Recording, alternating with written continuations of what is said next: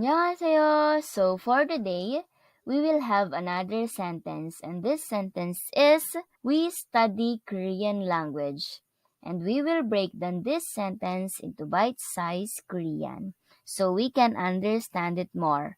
So, to make this sentence simple, we will only use the informal polite form.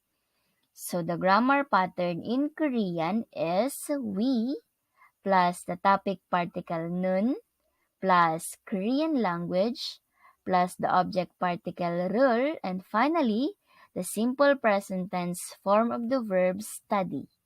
So here is the sentence in Korean.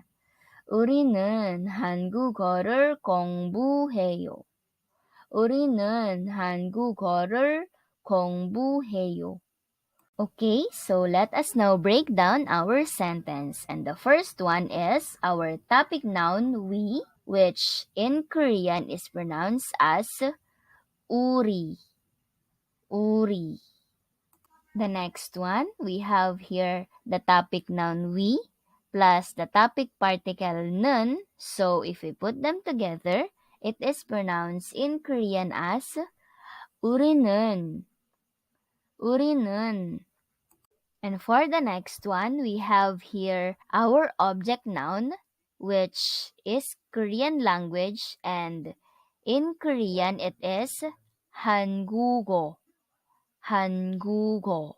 And next, we have here the object noun Korean language plus our object particle rule. So if we put them together, it is pronounced in Korean as 한국어를. 한국어를. And finally, we have here the present simple tense form of the verb study, which in Korean is pronounced as 공부해요. 공부해요.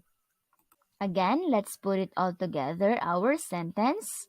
So in Korean, our sentence is 우리는 한국어를 공부해요. 우리는 한국어를 공부해요. Okay, and now it's your turn. Alright, very good once again. Thank you very much for listening and see you on our next videos. 화이팅!